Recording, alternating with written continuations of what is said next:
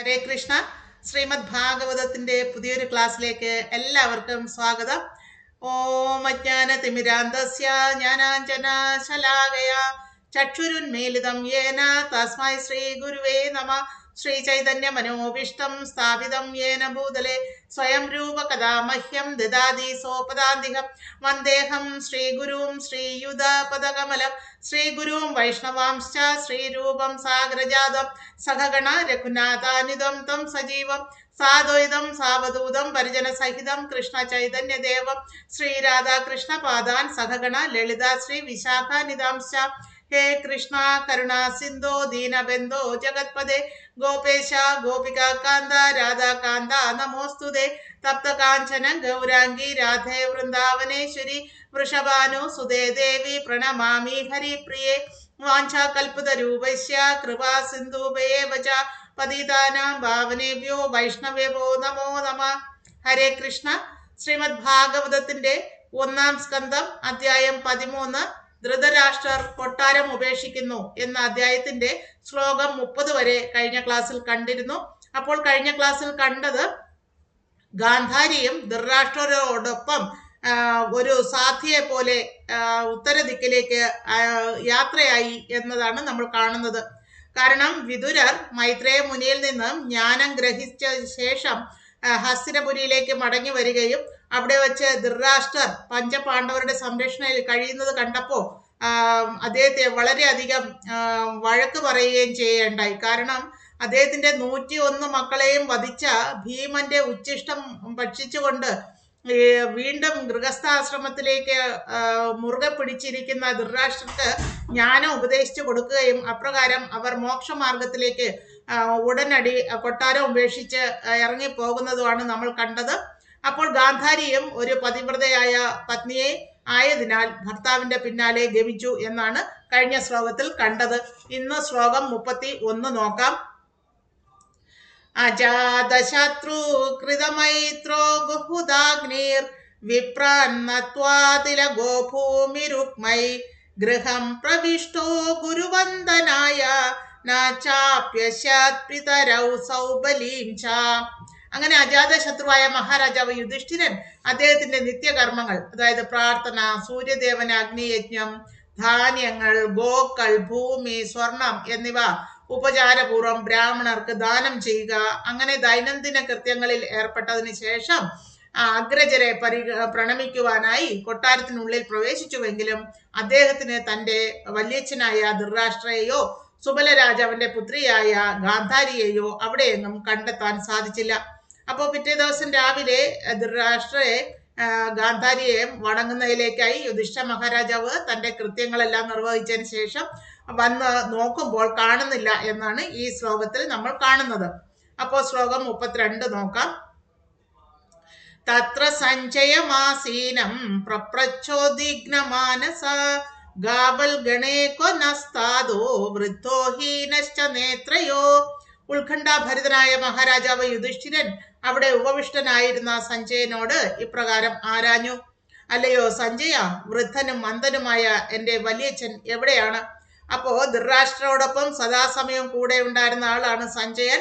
ആ സഞ്ജയനാണ് വ്യാസദേവന്റെ കൃപയാൽ ദിവ്യദൃഷ്ടി ലഭിക്കുകയും കുരുക്ഷേത്ര യുദ്ധത്തിൽ നടന്ന എല്ലാ വിവരങ്ങളും ധൃതരാഷ്ട്രയെ ബോധിപ്പിക്കുകയും ചെയ്തത്. ആ സഞ്ജയൻ ആജീവനാന്തം ധൃതരാഷ്ട്രരോടൊപ്പം ഉണ്ടായിരുന്നു. ആ സഞ്ജയനോടാണ് ഇപ്പോൾ യുധിഷ്ഠിര മഹാരാജ് ചോദിക്കുന്നത്, ധൃതരാഷ്ട്രനും ഗാന്ധാരിയും എവിടെയെന്ന്. ശ്ലോകം 33 നോക്കാം. അംബാചാഹത പുത്രാർത്ഥ പിതൃവ്യാക്വാഗദാ സുഹൃത് അപി മയ്യകൃത പ്രജ്ഞേ ഹതബന്ധു സഭാര്യയാ ആശംസമാനശമലം ഗംഗായാം ദുഃഖിതോ അപതത്. അതായത് എൻ്റെ അഭ്യുദയകാംക്ഷിയായ ധൃതരാഷ്ട്രരും, അതായത് വിതുരരും, തന്റെ എല്ലാ പൗത്രന്മാരും മൃത്യുവിന് ഇരയാകുകയാൽ അത്യന്തം കാതരയായ മാതാവ് ഗാന്ധാരിയും എവിടെയാണ്? സർവപുത്രന്മാരുടെയും പൗത്രന്മാരുടെയും മരണനിമിത്തം എൻ്റെ വല്യച്ഛൻ ധൃതരാഷ്ട്രർ ചൈതന്യം നഷ്ടപ്പെട്ട് അത്യന്തം മനോവ്യത അനുഭവിച്ചു കഴിഞ്ഞിരിക്കുന്നു. ഞാൻ അത്യന്തം നന്ദി കെട്ടവനാണ്. ആകയാൽ അദ്ദേഹം എൻ്റെ അപരാധങ്ങളെ ഗൗരവപൂർവമായി ഗണിച്ച് സ്വന്തം പത്നിയോടൊപ്പം ഗംഗാ നദിയിൽ പ്രാണത്യാഗം ചെയ്തു.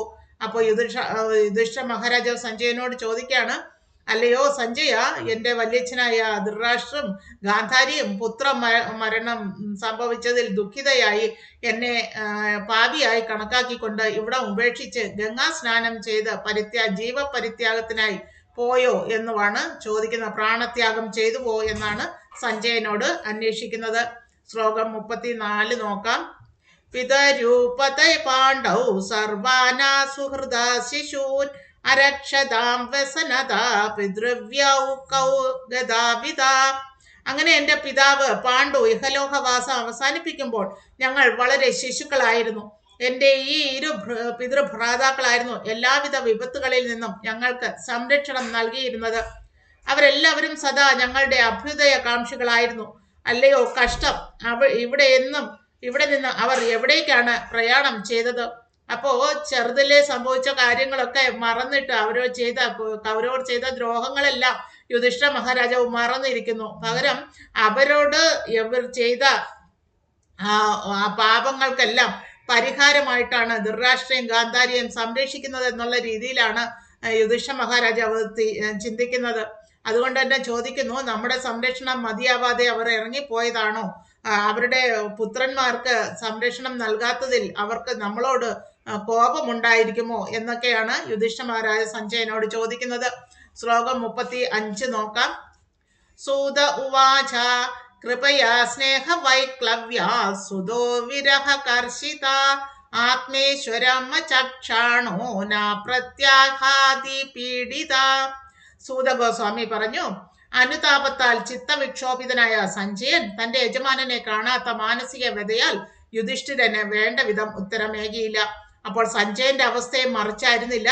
അദ്ദേഹം ധൃതരാഷ്ട്രയും ഗാന്ധാരിയെ അന്വേഷിച്ച് അവിടെ എങ്ങും കാണാതായപ്പോൾ അതീവ ദുഃഖിതനായി. ഇത്രയും നാള് സന്തത സഹചാരിയായി വിശ്വസ്തനായി കൂടെ ഉണ്ടായിരുന്ന സഞ്ജയനോട് പോലും ഒരു വാക്ക് പറയാതെയാണ് ധൃതരാഷ്ട്രം ഗാന്ധാരിയും അവിടം വിട്ടു പോയത് എന്ന സത്യമാണ് സഞ്ജയൻ തിരിച്ചറിഞ്ഞിരിക്കുന്നത്.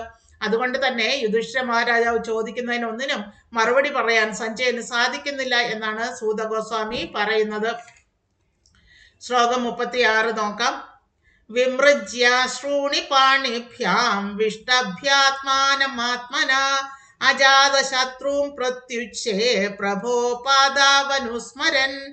വിവേകത്താൽ മനസ്സിനെ സാന്ത്വനപ്പെടുത്തിയ ശേഷം അശ്രുക്കൾ തുടച്ചുകൊണ്ട് തന്റെ യജമാനനായ ധൃതരാഷ്ട്രരുടെ പാദങ്ങളെ അനുസ്മരിച്ചുകൊണ്ട് മഹാരാജാവ് യുധിഷ്ഠിരനോട് സഞ്ജയൻ ഇപ്രകാരം മറുപടി പറയാൻ ആരംഭിച്ചു. അങ്ങനെ വളരെയധികം ദുഃഖത്താൽ മനസ്സിനെ സാന്ത്വനപ്പെടുത്താൻ ശ്രമിച്ചുകൊണ്ട് കണ്ണിൽ നിന്ന് വന്ന അശ്രുക്കളെ തുടച്ചുകൊണ്ട് സഞ്ജയൻ യുധിഷ്ഠിര മഹാരാജാവിനോട് പറയുന്നതാണ്. എന്താണെന്ന് നോക്കാം. ശ്ലോകം 37. സഞ്ജയ ഉവാച നാഹം വേദവസിതം പിത്രോർവാകുലനന്ദന ഗാന്ധാര്യ വാ മഹാബാഹോ മൂഷിതോ അസ്മി മഹാത്മഭി. അങ്ങനെ സഞ്ജയൻ പറഞ്ഞു, അല്ലയോ എൻ്റെ പ്രിയ കുരുവംശനന്ദന, അങ്ങയുടെ പിതൃഭ്രാതാക്കളുടെയും മാതാവ് ഗാന്ധാരിയുടെയും ദൃഢനിശ്ചയത്തെക്കുറിച്ച് ഞാൻ അജ്ഞനാണ്. ഹേ രാജാവേ, ആ ശ്രേഷ്ഠ ആത്മാക്കളാൽ ഞാൻ വഞ്ചിക്കപ്പെട്ടിരിക്കുന്നു. അപ്പോൾ സഞ്ജയൻ പറയാണ്, ഞാൻ എവിടെ എങ്ങും തെരഞ്ഞിരുന്നു, അവിടെ എങ്ങും ധൃതരാഷ്ട്രയും ഗാന്ധാരിയും കണ്ടില്ല. ഇത്രയും നാളും വിശ്വസ്തയുടെ കൂടെ നിന്ന് എന്നെ പോലും വഞ്ചിച്ചുകൊണ്ട് അവരെവിടെയോ അപ്രത്യക്ഷരായിരിക്കുന്നു എന്നാണ് സഞ്ജയൻ പറയുന്നത്. ശ്ലോകം 38. അതാ ജഗാമ ഭഗവാൻ നാരദ സഹ തമ്പുരു പ്രത്യുദ്ധായാഭിവാദ്യാഹ സാനുജോ അഭ്യർച്ചയാ മുനി. അങ്ങനെ സഞ്ജയൻ അപ്രകാരം സംസാരിച്ചു കൊണ്ടിരിക്കെ ഭഗവാന്റെ അചഞ്ചല ഭക്ത ശ്രേഷ്ഠനായ ശ്രീ നാരദ മഹർഷി തന്റെ സന്തത സഹചാരിയായ തമ്പുരുമായി അവിടെ പ്രത്യക്ഷപ്പെട്ടു. മഹാരാജാവ് യുധിഷ്ഠിരനും അദ്ദേഹത്തിന്റെ അനുജന്മാരും അവരവരുടെ ഇരിപ്പിടങ്ങളിൽ നിന്നും എഴുന്നേറ്റ് പ്രണാമങ്ങൾ അർപ്പിച്ചുകൊണ്ട് അദ്ദേഹത്തെ യഥാവിധി സ്വീകരിച്ചു. അങ്ങനെ യുധിഷ്ഠിര മഹാരാജാവും സഞ്ജയനും പരസ്പരം ദുഃഖങ്ങൾ കൈമാറിക്കൊണ്ടിരുന്ന സമയത്ത് അവിടെ നാരദ മഹർഷി, ഭഗവാന്റെ പരമഭക്തനായ നാരദ മഹർഷി പ്രത്യക്ഷനായതായി നമുക്ക് ഈ ശ്ലോകത്തിൽ കാണാം. ശ്ലോകം 39 നോക്കാം. യുധിഷ്ഠിര ഉവാച നാഹം വേദഗതിം പിത്രോർ ഭഗവാൻ ക്വാ ഗദാവിദ അംബാവാഹത പുത്രാർത്ഥ ക്വാ ഗദാച്ച തപസ്വിനി. അങ്ങനെ മഹാരാജാവ് യുധിഷ്ഠിരൻ പറഞ്ഞു, ഹേ ഭഗവാൻ, എന്റെ ഭ്രാതാക്കളും എവിടെ പോയെന്ന് അറിയാനോ തപസ്വിനിയും സർവപുത്രന്മാരുടെയും മൃത്യുവിൽ ദുഃഖാർത്ഥയുമായ എന്റെ മാതാവ് ഗാന്ധാരിയെ അന്വേഷിച്ച് കണ്ടെത്താനോ എനിക്ക് സാധിച്ചില്ല. അങ്ങനെ നാരദ മഹർഷിയെ യഥോചിതം സ്വീകരിച്ച് ആനയിച്ചിട്ട് യുധിഷ്ഠിര മഹാരാജാവ് തന്റെ സങ്കടം പറയുകയാണ്. ഇത്രയും ദിവസം ഞങ്ങളോടൊപ്പം ഉണ്ടായിരുന്ന ധൃതരാഷ്ട്ര പിതാവിനെയും ഗാന്ധാരി മാതാവിനെയും കാണാതായിരിക്കുന്നു. എവിടെ പോയെന്ന് നമുക്ക് നിശ്ചയമില്ല എന്നാണ് സഞ്ജയനോടൊപ്പം യുധിഷ്ഠിര മഹാരാജാവ് നാരദ മഹർഷിയോട് പറയുന്നത്. ശ്ലോകം 40 നോക്കാം. കർണധാരായി വാപാരേ ഭഗവാൻ പാരദർശക അധാം ബഭാഷേ ഭഗവാൻ നാരദോ മുനി സത്തമ. മഹാസാഗരത്തിൽ കപ്പിത്താൻ എന്ന പോലെ ഞങ്ങളുടെ ലക്ഷ്യസ്ഥാനത്തേക്ക് ഞങ്ങൾക്ക് വേണ്ട മാർഗനിർദ്ദേശങ്ങൾ നൽകാൻ അങ്ങേക്ക് കഴിയുന്നു. അപ്രകാരം പ്രേമസമർപ്പണം ചെയ്യപ്പെട്ട ശേഷം ദിവ്യ വ്യക്തിത്വവും ഭക്ത ദാർശനികരിൽ ഉത്തുംഗനുമായ ദേവർഷി നാരദൻ ഇപ്രകാരം അരുളി ചെയ്യാൻ ആരംഭിച്ചിരിക്കുന്നു. അപ്പോൾ ഇവിടെ പറയുന്നത് നാരദ മഹർഷി യുധിഷ്ഠിര മഹാരാജാവ് ഗ്ലോറിഫൈ ചെയ്യാണ്. ഒരു കപ്പിത്താന് സമുദ്രത്തിൽ ഗതി നിർണയം നടത്തുവാൻ സഹായിക്കുന്നത് പോലെ ഇപ്പോൾ ധൃതരാഷ്ട്രം ഗാന്ധാരിയും എവിടേക്കാണ് ഗമിച്ചതെന്ന് പറയാൻ ഞാൻ താല്പര്യപ്പെടുന്നു എന്നാണ് നാരദ മഹർഷി യുധിഷ്ഠിര മഹാരാജാവിനോട് പറയുന്നത്. ശ്ലോകം 41 നോക്കാം. ശ്രീനാരദ ഉവാച മാ കഞ്ചന ശുചോ രാജൻ യദീശ്വരാവശം ജഗത് ലോകാ സപാലയസ്യേമേ വഹന്തി ബലിമീശിതു സംയുനക്തി ഭൂതാനി സായേവാവിയുനക്തി ച. അതായത് ശ്രീ നാരദ മഹർഷി അരുളി ചെയ്തു, അല്ലയോ ധർമ്മിഷ്ഠനായ രാജാവേ, ധർമ്മപുത്ര, ഏവരും പരമദിവ്യോത്തമ പുരുഷന്റെ നിയന്ത്രണത്തിന് കീഴിലാകയാൽ ആർക്കു വേണ്ടിയും വിലപിക്കരുത്. എല്ലാ ജീവാത്മാക്കളും അവരുടെ അധിപന്മാരും സുരക്ഷിതരാകാനായി ഭഗവത് ആരാധനകളിൽ ഏർപ്പെടുന്നു. ഏവരെയും ഒന്നിപ്പിക്കുന്നതും അകറ്റുന്നതും പരമദിവ്യോത്തമ പുരുഷൻ മാത്രമാകുന്നു. അപ്പോൾ ശ്രീ നാരദ മഹർഷി യുധിഷ്ഠിര മഹാരാജാവിനെ സഞ്ജയനെ സമാധാനിപ്പിക്കുകയാണ്. അല്ലയോ ധർമ്മിഷ്ഠനായ രാജാവേ, പരമദിവ്യോത്തമ പുരുഷൻ ഭഗവാന്റെ കീഴിൽ യാതൊന്നും സംഭവിക്കാത്തതില്ല. എല്ലാം അദ്ദേഹത്തിന്റെ നിയന്ത്രണത്തിലാണ്. അദ്ദേഹത്തിന്റെ ഇച്ഛപ്രകാരമാണ് എല്ലാം സംഭവിക്കുന്നത്. അതിൽ വിലപിക്കേണ്ടതില്ല എന്നാണ് നാരദ മഹർഷി പറയുന്നത്. അപ്പോൾ വരുന്നതും പോകുന്നതും അകറ്റുന്നതും സമീപിക്കുന്നതും ചേർത്ത് നിർത്തുന്നതും ഒക്കെ ഭഗവാന്റെ കൃപയാലാണ്. അതെല്ലാം ഒരു അനുഗ്രഹമായി തന്നെ എടുക്കണം എന്നാണ് ഇവിടെ നാരദ മഹർഷി പറയുന്നത്. ഹരിബോൽ ഹരേ കൃഷ്ണ. ശ്ലോകം 42 നോക്കാം. യഥാ ഗാവോ നസി പ്രോദാസ്തന്ത്യാം ബദ്ധാശദാമഭി വാക്തന്ത്യാം നാമഭിർബദ്ധാ വഹന്തി ബലിമീശിതു. ഒരു പശു നീണ്ട മൂക്ക് കയറിനാൽ ബന്ധിതമാകയാൽ നിയന്ത്രണത്തിന് വിധേയമാകുന്നു. അതേപോലെ മനുഷ്യരൊക്കെ വിഭിന്ന വേദാനുശാസനങ്ങളാൽ നിയന്ത്രിതരും ഭഗവാന്റെ ആജ്ഞകൾ അനുസരിക്കാൻ വ്യവസ്ഥീകൃതരാക്കപ്പെട്ടവരും ആകുന്നു. അപ്പൊ നാരദ മഹർഷി വലിയൊരു തത്വമാണ് ഇവിടെ യുധിഷ്ഠിര മഹാരാജാവിന് മുന്നിൽ പറയുന്നത്. വെറും നിസാരക്കാരായ മനുഷ്യർ ഒരു പശു എത്രത്തോളം നീളമുള്ള കയറിനാൽ ഒരു മരത്തിൽ ബന്ധിക്കപ്പെട്ടിരിക്കുന്നുവോ ആ നീളമുള്ള കയറിന്റെ അത്രയും മാത്രം സ്വാതന്ത്ര്യമേ ആ പശുവിന് അനുഭവിക്കാൻ സാധിക്കൂ. അതിനപ്പുറം സ്വാതന്ത്ര്യം ആ പശുവിനില്ല. അതുപോലെ തന്നെയാണ് മനുഷ്യരുടെ അവസ്ഥയും. ഈ വേദങ്ങളിൽ അനുശാസിച്ചിരിക്കുന്ന കാര്യങ്ങളും ഭഗവാന്റെ ഹിതവുമാണ് ആ കയറായി കരുതുക. അതിനപ്പുറത്തേക്ക് നീങ്ങാൻ ഒരു മനുഷ്യനും സാധിക്കില്ല എന്നതാണ് വാസ്തവം. അതുകൊണ്ട് തന്നെ ആ കയറിനുള്ളിൽ നിന്നുകൊണ്ട് സന്തോഷം അനുഭവിക്കാൻ ശ്രമിക്കുകയാണ് വേണ്ടത്. അല്ലെങ്കിൽ ആ കയറിനാൽ ബന്ധിക്കപ്പെട്ടിരിക്കുന്ന ആ പശുവിന് എത്രത്തോളം സ്വാതന്ത്ര്യമുണ്ടോ അത്രത്തോളം സ്വാതന്ത്ര്യമേ ഓരോ ജീവാത്മാവിനും ഉള്ളൂ എന്ന പരമസത്യമാണ് ഇവിടെ നാരദ മഹർഷി വെളിവാക്കുന്നത്. ശ്ലോകം 43 നോക്കാം. യഥാ ക്രീഡോപസ്മാകരാണാം സംയോഗാ വിഗമാവിഹ്യ ഇച്ഛയാ ക്രീഡിതുസ്യാതാം തഥൈവേച്ഛയാ നൃണാം. ഒരാൾ സ്വേച്ഛാനുസരണം തന്റെ വിനോദ വസ്തുക്കൾ അടുക്കി വയ്ക്കുകയോ വിതറിയിടുകയോ ചെയ്യുന്നത് പോലെ ഭഗവാന്റെ പരമേച്ഛയാൽ മനുഷ്യർ ഒന്നിക്കുകയോ ഭിന്നിക്കുകയോ ചെയ്യുന്നു. അപ്പോൾ ഇവിടെ പറയുന്നത് ഒരാള് തന്റെ ഇഷ്ടപ്രകാരം സാധനങ്ങൾ അടുക്കിപ്പറക്കി വയ്ക്കുകയോ വിതറിയിടുകയോ ചെയ്യുന്നത് പോലെയാണ് ഭഗവാൻ മനുഷ്യരെ ഒന്നിപ്പിക്കുകയോ സെപ്പറേറ്റ് ആക്കുകയോ ചെയ്യുന്നത് എന്നതാണ് ഇവിടെ നാരദ മഹർഷി പറയുന്നത്. നമ്മൾ എല്ലാവരും ഒരു ചരടിൽ കോർത്ത പാവയെ പോലെ ആ ചരടിന്റെ അറ്റത്തിരിക്കുന്ന നിയന്ത്രകനായ പരമദിവ്യോത്തമ പുരുഷന്റെ ഇച്ഛപ്രകാരം നമ്മൾ ചലിക്കുന്നു, ചലിക്കാതിരിക്കുന്നു, കൂട്ടം കൂടുന്നു, വേർപിരിയുന്നു എന്നൊക്കെയാണ് ഇവിടെ നാരദ മഹർഷി പറയുന്നത്. ശ്ലോകം 44 നോക്കാം. യന്മന്യസ്യേ ധ്രുവം ലോകം ധ്രുവം വാന ചോഭയം സർവദാ നാഹി ചോച്യാസ്തേ സ്നേഹാദന്യത്ര മോഹജാത്.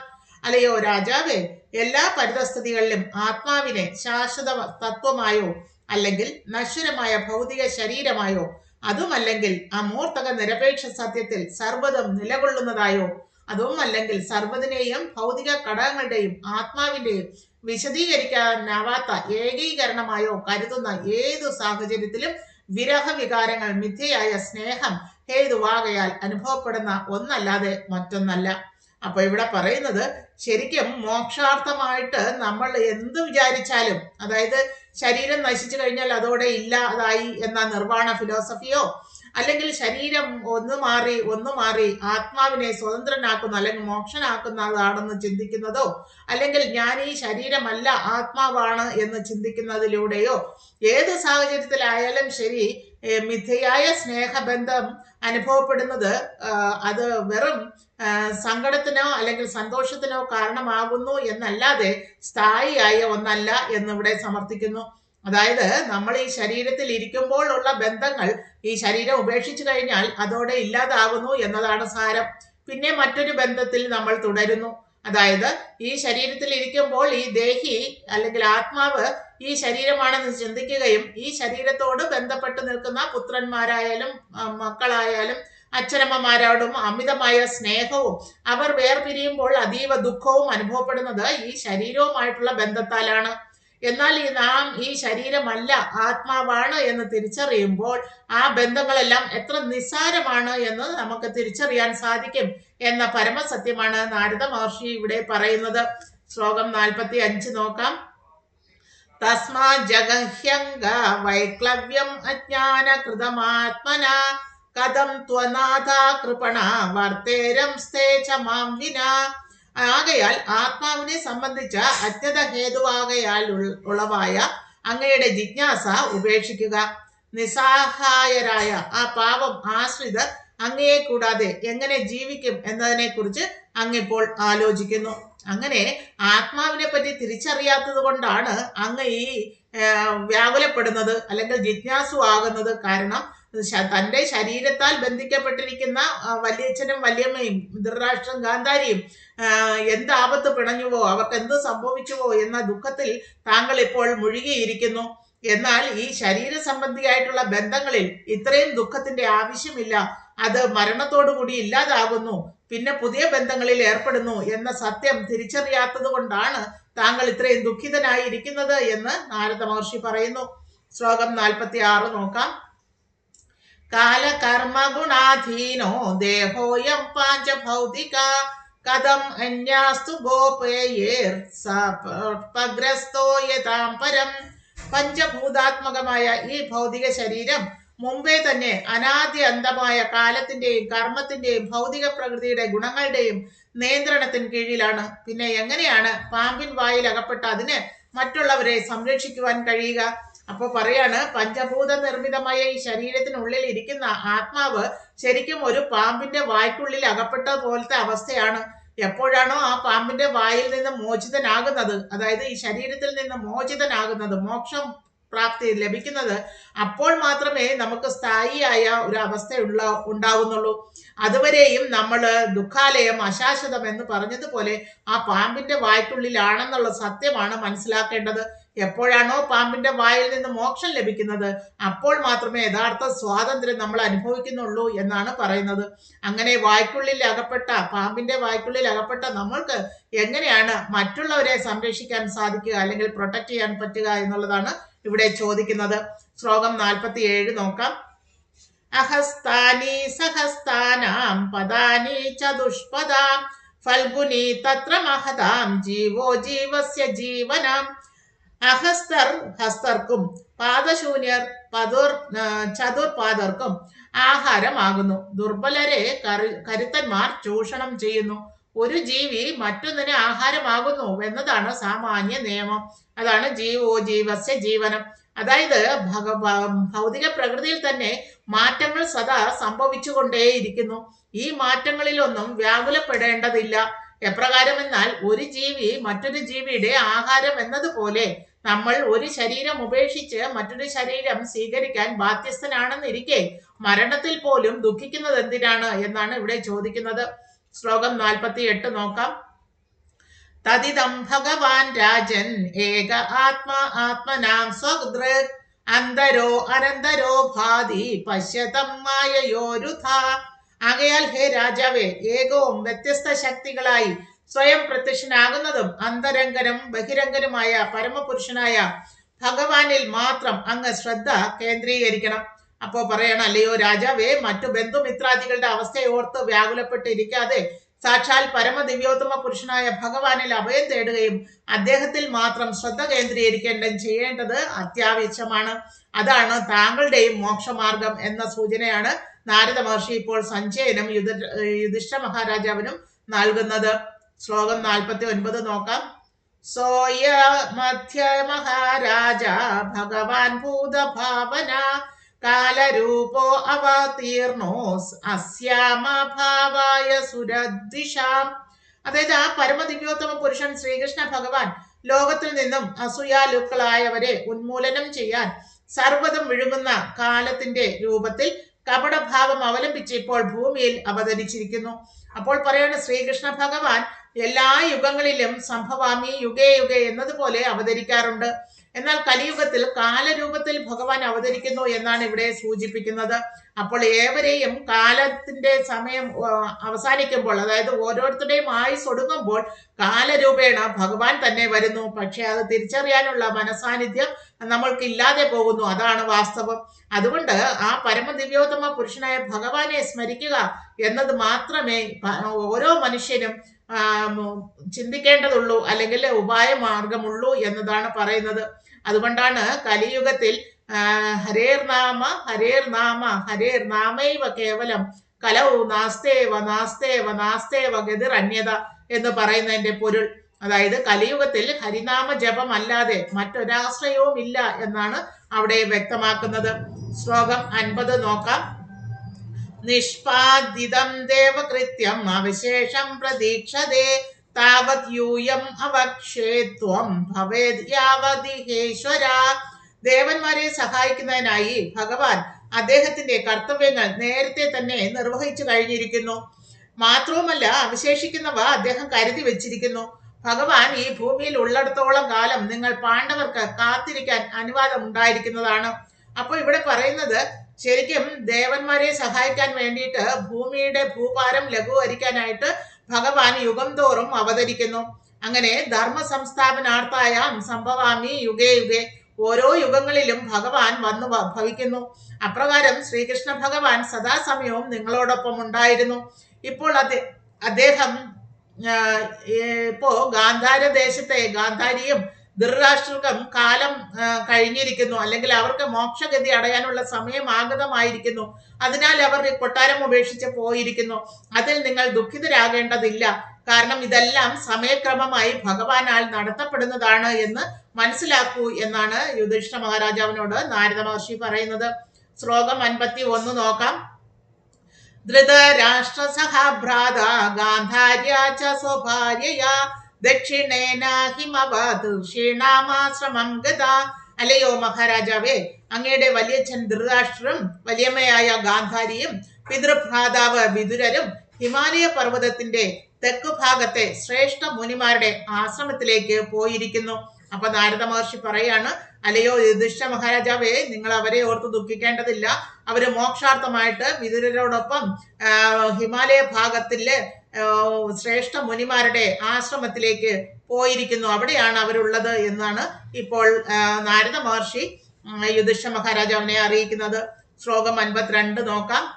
സ്ത്രോതോഭീസ്തപ്തഭിര്യാവൈ സോർധുനി സപ്തധാവ്യതാത് സപ്താനാം പ്രീതയേ നാനാ സപ്തസ്രോത പ്രപഞ്ചേ. അതായത് പുണ്യനദിയായ ഗംഗ 7 ശാഖകളായി കാണുകയാൽ ആ സ്ഥാനത്തെ സപ്തസ്രോതസ് എന്ന് വിശേഷിപ്പിക്കുന്നു. ശ്രേഷ്ഠരായ 7 ഋഷിമാരുടെ സംതൃപ്തിക്കായിട്ടാണ് പുണ്യനദിയായ ഗംഗ ഇപ്രകാരം 7 ശാഖകളായി വിഭജിച്ച് ഒഴുകുന്നത്. അപ്പൊ നാരദ മഹർഷി യുധിഷ്ഠിര മഹാരാജാവിനോട് പറയാണ്, അങ്ങനെ ഹരിദ്വാർ ഭാഗത്ത് പോയാൽ ആ സപ്ത സ്രോതസ് കാണാൻ സാധിക്കും. അവിടെ ഗംഗാനദി 7ആയി പിരിഞ്ഞ് 7 കൈവഴികളായിട്ട് ഒഴുകിയിട്ട് പിന്നെ പോയി ഒരുമിച്ച് ചേർന്ന് ഗംഗയായിട്ട് ഒറ്റ ഗംഗയായിട്ട് ഒഴുകുന്നുണ്ട്. അപ്പോൾ ഈ സപ്തർഷികൾക്ക് വേണ്ടിയിട്ട് അല്ലെങ്കിൽ മഹർഷിമാർക്ക് വേണ്ടിയിട്ട് അവര് കഠിന തപസ്സിൽ ഏർപ്പെട്ടിരുന്ന സമയത്ത് അവർക്ക് യാതൊരു ദോഷവും വരാതിരിക്കാൻ അവരെ ചുറ്റിയാണ് ഗംഗ വഴി പിരിഞ്ഞ് ഒഴുകിയത് എന്നാണ് ഇവിടെ പറയുന്നത്. ആ സ്ഥലം ഇന്നും പോയാൽ നമ്മൾക്ക് ദർശിക്കാവുന്നതാണ്, സപ്ത സ്രോതസ് എന്ന് പറയുന്ന സ്ഥലത്ത്. ശ്ലോകം 53 നോക്കാം. സ്നാത്വാനുസവനം തസ്മിൻ ഗുഹ്വാ ചാദിഗ്നധാവിധി അഭക്ഷ ഉപശാന്ത മാസ ആസ്തേ വിഗതൈക്ഷണ. ആ സപ്ത സ്രോതസ്സിൻ തീരത്ത് അഷ്ടാംഗ യോഗം അനുഷ്ഠിച്ച് അതിൽ ആമഗ്നനായി നിത്യവും 3 നേരം സപ്ത സ്രോതസ്സിൽ സ്നാനം ചെയ്ത് അഗ്നിഹോത്ര യജ്ഞം അനുഷ്ഠിച്ച് ജലം മാത്രം പാനം ചെയ്ത് ജീവിക്കുന്നു. ഇത് മനസ്സിനെയും ഇന്ദ്രിയങ്ങളെയും നിയന്ത്രിക്കുന്നതിനും കുടുംബക്ഷേമപരമായ ചിന്തകളിൽ നിന്നും പരിപൂർണമായും സ്വതന്ത്രമാകുന്നതിനും ഒരാളെ സഹായിക്കുന്നു. അപ്പൊ പറയണം, ആ സപ്ത സ്രോതസ്സിലെ തീരത്ത് പോയിട്ട് ധൃതരാഷ്ട്രം, വിതുരറും ഗാന്ധാരിയും അഷ്ടാംഗ യോഗയെല്ലാം അനുഷ്ഠിച്ച് 3 നേരവും സപ്തസ്രോതസ്സിൽ സ്നാനം ചെയ്ത് അഗ്നിഹോത്ര യജ്ഞമെല്ലാം അനുഷ്ഠിച്ച് ജലം മാത്രം പാനം ചെയ്ത് തപസ്സിൽ ഏർപ്പെട്ടിരിക്കുന്നു എന്നാണ് നാരദ മഹർഷി അറിയിക്കുന്നത്.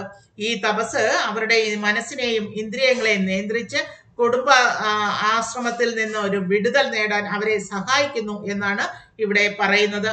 ശ്ലോകം 54 നോക്കാം. ജിതാസനോജിതശ്വാസ പ്രത്യാഹൃത ഷഡിന്ദ്രിയ ഹരിഭാവനയാ ത്വസ്ത രജസത്വതമോമല. യോഗാസനങ്ങളെയും ശ്വസന പ്രക്രിയകളെയും നിയന്ത്രണത്തിലാക്കിയ ഒരാൾക്ക് ഇന്ദ്രിയങ്ങളെ പരമദിവ്യോത്തമ പുരുഷനിൽ പരിവർത്തിപ്പിക്കാൻ കഴിയുന്നു. അപ്രകാരം ലൗകികമായ സത്വം, രജസ്, തമസ് എന്നീ ഭൗതിക പ്രകൃതിയുടെ ത്രിഗുണങ്ങളുടെ മാലിന്യങ്ങളിൽ നിന്നും അയാൾ മുക്തനായി തീരുന്നു. അപ്പോൾ ഇവിടെ പറയുന്നു, ഇങ്ങനെ അഷ്ടാംഗ യോഗയെല്ലാം ചെയ്തു കഴിഞ്ഞാൽ യമ, നിയമ, പ്രത്യാഹാര, ധാരണ അങ്ങനെയുള്ള 8 പ്രോസസ്സിലൂടെ അയാൾക്ക് സത്വഗുണം, രജോ ഗുണം, തമോ ഗുണത്തിൽ നിന്ന് മുക്തനാകാനും അത് ഇന്ദ്രിയങ്ങളെയും മനസ്സിനെയും നിയന്ത്രിക്കുവാനും എല്ലാ ഭൗതിക മാലിന്യങ്ങളിൽ നിന്നും മുക്തനാകുവാനും സാധിക്കുന്നു. ഇപ്പോൾ ആ പ്രോസസ്സിലാണ് ധൃതരാഷ്ട്രം, ഗാന്ധാരിയും വിതുരറും എന്നാണ് നാരദ മഹർഷി അറിയിക്കുന്നത്.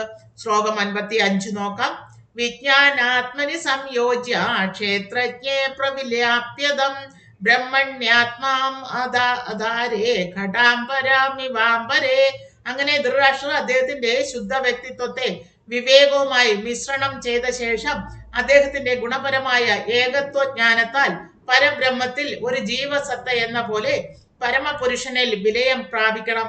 ബന്ധിത ആകാശത്തിൽ നിന്നും സ്വതന്ത്രനായ ശേഷം ആത്മീയ ലോകത്തിലേക്ക് അദ്ദേഹത്തിന് ഉന്നതി പ്രാപിക്കേണ്ടതായിട്ടുണ്ട്. അപ്പോൾ പറയുന്നു, ഈ കൊട്ടാരത്തിൽ ജീവിച്ചു കഴിഞ്ഞാൽ അദ്ദേഹത്തിന് മോക്ഷഗതി പ്രാപിക്കാൻ സാധിക്കില്ല.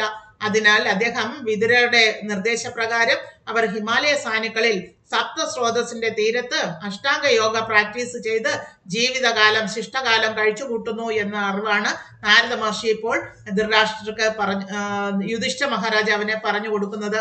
ശ്ലോകം 56 നോക്കാം. ത്വസ്തമായ ഗുണോദർപ്പോ നിരുദ്ധാകരണാശയ നിവർത്തിതാഖിലഹാര ആസ്തേ സ്ഥാണൂരിവാചല തസ്യാന്തരായോ മൈവാഭൂ സംന്യസ്താഖില കർമ്മണ. അങ്ങനെ ഭൗതിക പ്രകൃതിയുടെ ഗുണങ്ങളാൽ സ്വാധീനിക്കപ്പെടുന്ന പ്രത്യാഘാതങ്ങളിൽ ഒന്നിലും പ്രഭാവിതനാകാതെ ആന്തരികവും ബാഹ്യവുമായ സർവ ഇന്ദ്രിയ പ്രവർത്തനങ്ങളും ഉപേക്ഷിച്ച് സമസ്ത ഭൗതിക കർമ്മങ്ങളും പരിത്യജിച്ച ശേഷം പ്രവർത്തന പദത്തിലെ എല്ലാ പ്രതിബന്ധങ്ങളെയും തരണം ചെയ്ത് നിശ്ചേഷ്ടനായി നിലകൊള്ളണം. അപ്പോൾ പറയാണ്, ഭൗതിക പ്രകൃതിയുടെ ത്രിഗുണങ്ങൾ അനുസരിച്ച് സംഭവിക്കുന്ന എല്ലാ കാര്യങ്ങളിലും യാതൊരു ചഞ്ചലവും ഉണ്ടാകാതെ അല്ലെങ്കിൽ സംഭവിക്കുന്നതിലോർത്ത് ദുഃഖിക്കാതെ എല്ലാം വരാനുള്ളതെല്ലാം വന്നുകൊണ്ടേയിരിക്കും. അതിലൊന്നും ദുഃഖപ്പെടാതെ ഭൗതികമായിട്ടുള്ള യാതൊന്നിലും ചഞ്ചലപ്പെടാതെ നിശ്ചേഷ്ടനായി ഭഗവാനിൽ, പരമദിവ്യോത്തമ പുരുഷനായ ഭഗവാനിൽ അഭയം തേടൂ അല്ലെങ്കിൽ ആശ്രയം കണ്ടെത്തൂ എന്നാണ് നാരദ മഹർഷി യുധിഷ്ഠ മഹാരാജാവിനെ ഉപദേശിക്കുന്നത്. ശ്ലോകം 57 നോക്കാം. സാവാ ആദ്യതനദാജൻ ഭരത പഞ്ചമേ ഹനി കളേവരം ഹാസ്യതി സ്വം തച്ഛസ്മി ഭവിഷ്യതി. അല്ലയോ രാജാവേ, മിക്കവാറും ഇന്നേക്ക് 5-ാം ദിവസം അദ്ദേഹം ദേഹം ഉപേക്ഷിക്കും. അനന്തരം അദ്ദേഹത്തിന്റെ ശരീരം ഭസ്മമായി തീരും. അപ്പൊ പറയാണ്, ഇന്നേക്ക് 5-ാം ദിവസം അദ്ദേഹം സ്വയം സമാധി പൊസിഷനിലെത്തി സ്വയം ആ തപശക്തിയാൽ അഗ്നി സൃഷ്ടിച്ച് ആ അഗ്നിയിലേക്ക് പ്രവേശിക്കും ധൃതരാഷ്ട്രം ഗാന്ധാരിയും ഒരുമിച്ച് എന്ന സത്യമാണ് നാരദ മഹർഷി യുധിഷ്ഠിര മഹാരാജാവിനെ അറിയിക്കുന്നത്. ശ്ലോകം 58 നോക്കാം. ദഹ്യമാനേ അഗ്നിഭിർദേഹേ പത്യു പത്നി സഭോഡജേ ബഹിസ്ഥിതാ പദീം സ്വാധി തമഗ്നി മനുവേക്ഷതി. അതായത് യോഗശക്തിയാൽ പർണശാലയോടൊപ്പം അഗ്നിക്ക് സ്വയം സമർപ്പണം ചെയ്യുന്ന സ്വഭർത്താവിനെ ആശ്രമത്തിന് പുറത്തു നിന്ന് ദർശിക്കുന്ന മാത്രയിൽ സ്വാധിയായ ആ പത്നി ഗാന്ധാരി അതീവ ആദരവോടെ അഗ്നിയിലേക്ക് പ്രവേശിക്കും. അപ്പൊ ഇന്നേക്ക് 5 നാളുകൾക്ക് ശേഷം തീർച്ചയായിട്ടും ധൃതരാഷ്ട്ര അഗ്നിയിൽ പ്രവേശിക്കുകയും അത് കണ്ടു നിൽക്കുന്ന പത്നിയായ ഗാന്ധാരിയും അദ്ദേഹത്തോടൊപ്പം അഗ്നിയിലേക്ക് പ്രവേശിക്കുകയും ചെയ്യും എന്ന പരമസത്യമാണ് ശ്രീ നാരദ മഹർഷി യുധിഷ്ഠിര മഹാരാജാവിനെ അറിയിക്കുന്നത്. അതിലൊന്നും താങ്കൾ സങ്കടപ്പെടേണ്ടതില്ല, താങ്കൾക്കും അങ്ങനെ ഒരു സുദിനം വന്നെത്തും എന്നുള്ളതാണ് വാസ്തവം എന്ന പരമസത്യമാണ് ഇവിടെ വെളിവാക്കുന്നത്. ശ്ലോകം 59 നോക്കാം. വിദുരസ്തു തദാശ്ചര്യം നിശാമ്യ കുരു നന്ദന ഹർഷശോകയുധസ്തസ്മാത് ഗന്ധാതീർത്ഥ നിക്ഷേപക. സന്തോഷത്താലും സന്താപത്താലും ആകുലചിത്തനായി വിതുരർ ആ പവിത്രമായ തീർത്ഥാടന സ്ഥാനം ഉപേക്ഷിക്കും. അങ്ങനെ ഗാന്ധാരിയും ധൃതരാഷ്ട്രം അഗ്നിയിൽ പ്രവേശിച്ചതിന് ശേഷം വിതുരർ സങ്കടത്താലും സന്തോഷത്താലും ആ പവിത്രമായ തീർത്ഥാടന സ്ഥാനം ഉപേക്ഷിക്കും എന്നാണ് ഇവിടെ സൂചിപ്പിക്കുന്നത്. എന്തുകൊണ്ടാണ് സങ്കടം എന്ന് ചോദിച്ചാൽ ഇത്രയും നാൾ കൂടെ ഉണ്ടായിരുന്ന ജ്യേഷ്ഠ ഭ്രാതാവാണ് ഇപ്പോൾ അഗ്നിയിൽ പ്രവേശിക്കുന്നത് മോക്ഷാർത്ഥമായിട്ട്. എന്നാൽ എന്താണ് സന്തോഷം എന്ന് ചോദിച്ചാൽ തന്റെ ഉപദേശപ്രകാരം അഷ്ടാംഗ യോഗയെല്ലാം ചെയ്ത് കഠിന തപസ് അനുഷ്ഠിച്ച് അവസാനം മോക്ഷമാർഗത്തിലേക്ക് തിരിഞ്ഞുവല്ലോ എന്നുള്ളതാണ് സന്തോഷമായിട്ട് വിതുരർക്ക് അനുഭവപ്പെടുന്നത് എന്നതാണ് സത്യം. അങ്ങനെ ശ്ലോകം 60 നോക്കാം. ഇത്യുക്ത്വാ സ്വർഗം നാരദാ സഹ തമ്പുരു യുധിഷ്ഠിരോ വജസ്തസ്യ ഹൃദി കൃത്വാ ജഹാചുക. അതായത് അപ്രകാരം അരുളി ചെയ്തുകൊണ്ട്